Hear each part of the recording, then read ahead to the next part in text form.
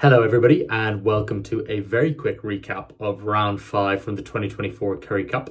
Sometimes the great competition is forgotten in a world of URC's Challenge Cups and Champions Cups, but it remains a fantastic standalone product and is live and exclusive on FloRugby, so don't miss out on all the action if you're looking to see the up-and-coming talent in South African rugby.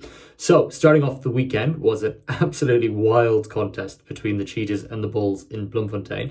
It was a bit of a strange one in that both sides were pretty iffy at set-piece time, with the Cheetahs winning just 58% of their own scrums and 64% of their lineouts, which are not good numbers at that level, or any level really, but in particular at that level for a team that are obviously looking to defend their title in 2024.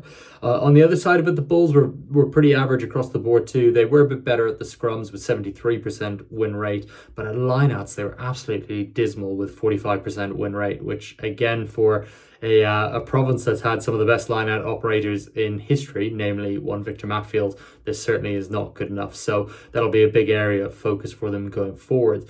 Despite the set-piece woes, the Bulls will probably have been the team that left that contest feeling a little bit better, given the Cheetahs pretty much by and large dominated a lot of the very important stat lines, most notably with the post-contact meters, where they were pretty close to doubling the Bulls on that front.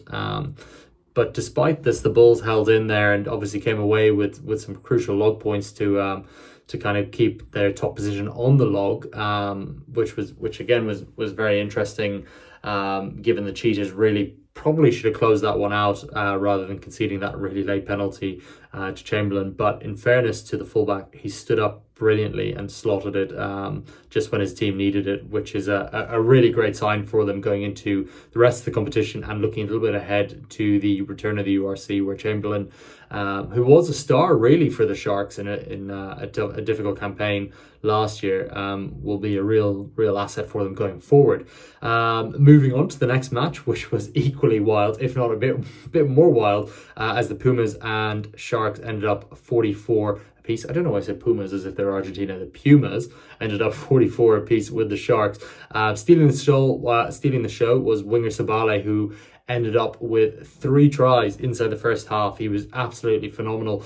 And for those who follow South African rugby will be well aware that he's actually a former Shark himself. And that is starting to look like a really interesting decision from whoever makes the personnel decisions at the Sharks to let such a fantastic prospect go, not just basing it on one outing. I mean, Sabale's just been sensational in across the board when he's been given a run of game time, so really interesting to see him kicking on. But anyway, moving on to the rest of the contest, it was a bit of an interesting one in that the Pumas really dominated the Sharks at scrum time, winning 90% of their ball, while the Sharks just got a measly 33%. Again, obviously, it's well documented that most of the Sharks top players are away with the box at the moment, so this is very much a young experimental side. But nonetheless, it was a complete domination at that point of the set piece. Interestingly, in a similar vein to the last contest we spoke about in terms of the post-contact meters, both sides were pretty strong on this front, with the Sharks coming away with just under 300 with 299 post-contact meters to the Pumas 316. So again, a bit of an indictment on the defensive side of things for both sides, and this sort of again was reflected in the tackle completion stats, which take it from it what you want, but it was an interesting point that the Pumas completed 81%, which was average but not great, but the Sharks only managed 70%, which is very poor. That sort of swing of 11% is huge in these contests, and again the Sharks will probably feel they would have been the happier team at 78 minutes when David stood up to slot a penalty to get the lead. An unlikely lead at that, given that the Pumas started so strong.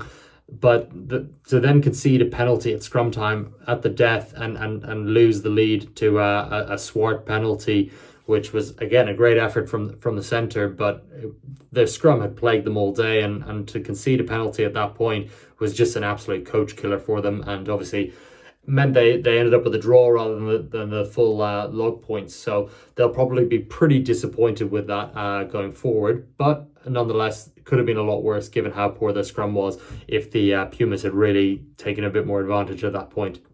Moving on to the Western Province and Griffins game. This was a bit of a dud is a very strong way to say it, given Province came out 39-17 on top, and you would suggest that they would be happy with that performance, but in all reality, they probably aren't, given how slow they were in the second half, scoring just one try, with Clayton Blommakeys landing a penalty and a conversion to go with that score and end up with a 39-17 win. Again, a 39-17 win, you can never be too disappointed, but the way they went about it, it just wasn't great given the opposition they were up against. I mean, they dominated at the point of contact, getting 457 post-contact meters, which is just a huge stat compared to the Griffins' 206 meters.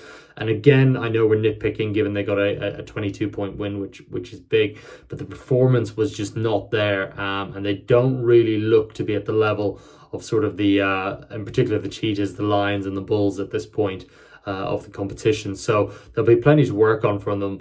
On the positive note, again, take with it from what you want, sort of given that they were the opposition they were up against, but they did dominate at set piece time with 90% win rate at the scrum and 91% at the line out, which was interesting on their own ball. The Griffins, I mean, they held their own on their own ball at 83%, which they'll take away. But I mean, conceding 19 penalties, which the Griffins did. Province definitely should have scored more, and the Griffins should really have been punished for that, and they'll really have to work on that if they want to avoid these big defeats going forward.